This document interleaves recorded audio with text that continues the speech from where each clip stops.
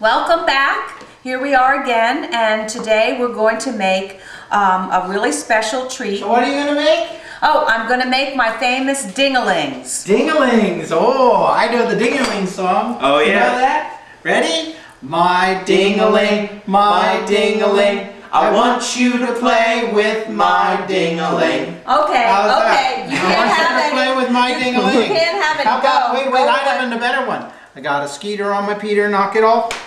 Got a skeeter on my Peter, knock it off. Got a skeeter on my Peter, Got a skeeter on my Peter. I don't remember the rest. Got a skeeter on my Peter, knock it off. Boom. How's that? No. Those camp songs. All right, I'm not playing then. Sorry for that interruption. Okay, so now what we're going to need to make the Ding-a-Lings are 1 cup of the My ding-a-ling, Stop! my ding-a-ling. I want you to play with my ding-a-ling, Gina.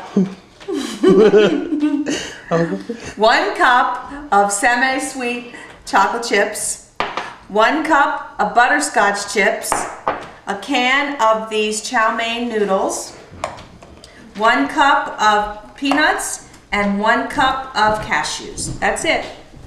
Okay, so then in like a medium-sized pot, you're going to put 1 cup of these chocolate chips and 1 cup of the butterscotch right in the pan. Okay, then you have to turn the burner on. This is gas, so I have to get it started, which is real new for me. And you want it to be on really super low heat. And like I said, I'm still learning how to use gas, so it's a little tricky. And you just keep stirring these on the low heat until they're completely melted. They don't look like chips anymore, they just look like sauce. Okay, that looks perfect. See how it looks? It's all melted. You don't want it to go too far with it because then it'll sort of change and that wouldn't be good.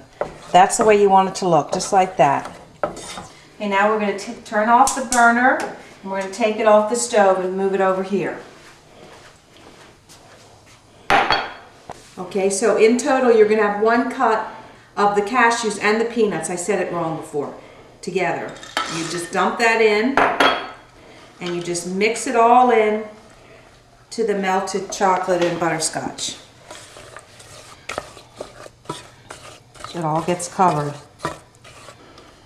So that's a reminder, 1 cup in total of a mixture of cashews and peanuts.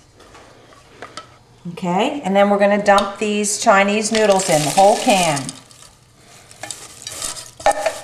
And we start mixing them in, and they will break, don't worry about it, because you want to get them all covered in the mixture along with the nuts. It takes a little bit of time to get it all mixed up. I don't know who came up with this recipe, and a lot of people have asked me about it because they really like it, and it's so simple, and it's really like just such few things are in here, but it's a great combination of salty and sweet, and it makes a really nice kind of unusual gift for friends and stuff. Okay, so you want to have like a platter or something that you can put a piece of wax paper on, because you're going to take this by the spoonful onto this, and then it's going to go into the refrigerator so it hardens up. Once it hardens up, then you can put it in a tin.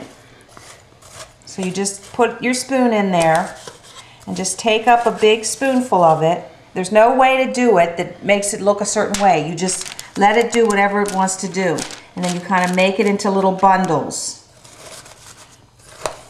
And they'll all go together once it gets hardened in the refrigerator, so you can pick it up like a little, I don't know, like a little treat.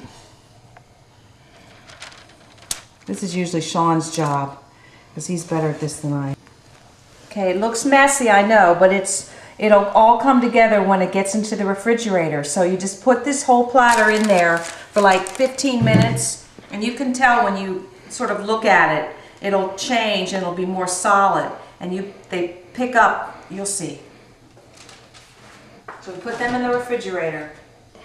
Okay? Not the freezer, just the refrigerator.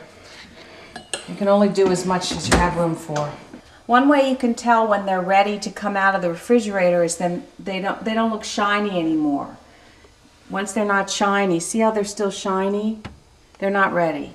When they're more of a dull color, you can take them out. Yeah, these are ready. And you'll know as soon as you pick them up if they're ready anyway. Okay, and then I'm going to take them off of this platter and store them in the refrigerator. What you can do if you make a lot of them is you can store them in one big container and then divide them up if you want to give them as gifts into smaller tins. Because, you know, this stuff is expensive when you think of all these nuts. See how nice they come off? See, they come out into a nice little shape. That's the way they want to be.